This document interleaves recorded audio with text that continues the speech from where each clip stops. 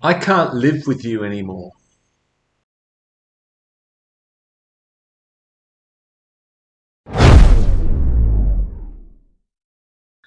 Since the re-election of Donald Trump a few weeks ago, I've been seeing a number of videos where women in particular have been saying that they're divorcing their partners or ending long-term relationships because their partner voted for Donald Trump. Now, this being TikTok and YouTube that we're talking about, I'm not sure if all of these videos are genuine or if they're just being made for dramatic effect. But it does raise the question of whether a relationship can survive major fundamental ideological differences. Once upon a time, a difference in political opinion wouldn't necessarily have been put in that basket. Sure, in polite society you didn't talk about politics and religion, but I doubt that it would be enough to cause a divorce. At least in the USA, in recent years, these differences have assumed critical importance. Politics is not the only potential marriage-ending rift, of course, but these days politics is often linked with a whole range of other ideological beliefs, including religion. Politics actually means something to people these days, which, I guess, is kind of a good thing, right? Maybe. But these are not just disagreements about how big government should be or how government should prioritise their spending. These political differences seem to have come to represent a fundamental worldview, a real ideological divide about what the world is really like and what it should be like. Even if religion weren't explicitly mentioned, which it usually is, of course, this division would still sound suspiciously religious. It's become framed in terms of the survival of a nation and of the individual within the nation. It's difficult to see how there could be more profound differences in ideology and worldview than those that are currently being expressed in the US.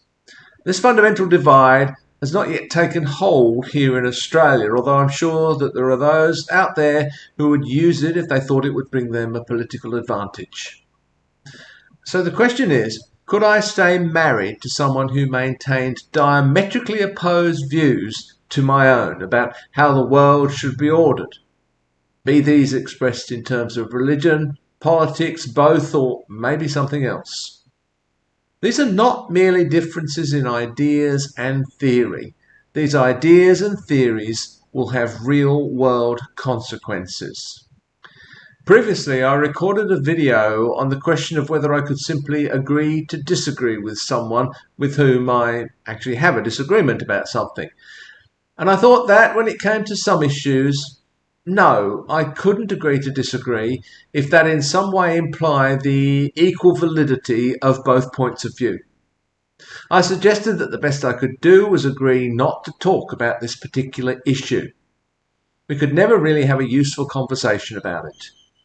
But could this work within a marriage or indeed within any other close relationship, especially when it seems to involve such vital issues which are not easily ignored or avoided, and also which potentially have real-world consequences whether we discuss these issues or not?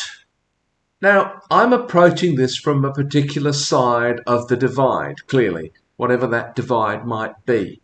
From my point of view, the beliefs and convictions of my partner seem to pose a real threat to me.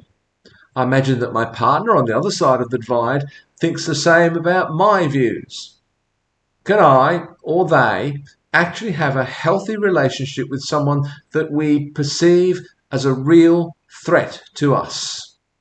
Honestly, I'm not sure that I could live with someone who simply maintained different beliefs from my own on certain topics, whether or not they had real-world consequences. If real-world consequences are added to that, the answer is an unequivocal no. I could not have a healthy relationship with them. I once dated a woman from South Africa who, it quickly became apparent, was openly racist. She once asked me whether I could ever be with a black woman.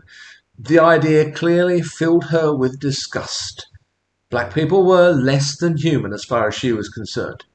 She wanted to see apartheid restored in South Africa and believed absolutely that one day it would be, because it was the manifest God-given destiny of the Afrikaans people to rule in South Africa. It was impossible to separate religion and politics in this situation. And clearly it was not possible to actually have a relationship with that person, although in other ways she seemed quite nice. It was impossible to ignore that issue, and it was impossible for her not to express those views in one way or another, subtly or unsubtly. We might hold a secret hope that we can educate the other person, help them to see the error of their ways. After all, there are certainly other things about the person that makes them attractive to us. Perhaps when we married them, if we married them, we weren't aware of this aspect of their personality or beliefs. Or maybe we knew deep down but let other things persuade us that it would be okay. Or maybe their views or our own changed over time. Maybe we still hold out the hope that they can be persuaded to change their point of view. Fundamentalist evangelical Christians kind of have it right, I think, and other cultish-like groups too, when they preach against or even forbid believers from marrying non-believers. They understand the pressures that this would put on a relationship. How could I, as a non-believer, live with someone whose prime imperative would be to convert me, to save me? And how could the believer live with someone who they believe is destined for the fires of hell? Some beliefs, I'm sure, are harmless, but many of them touch the heart of our self-understanding and our understanding of the world. They impact our values and decisions. They have real-life consequences, and sometimes major consequences. I think that some people in the United States are now experiencing the reality of this in their marriage and their other relationships over the question of politics. Probably no one would have thought that possible 20, 30, 40 years ago. In some ways, I'm glad that the real-life consequences of politics have been unveiled. In the USA, at least, it's no longer the same kind and level of decision as, say, deciding which football team to support. It's not just a game anymore. Maybe people on both sides will now realise at last that the US election was not just about the price of a dozen eggs.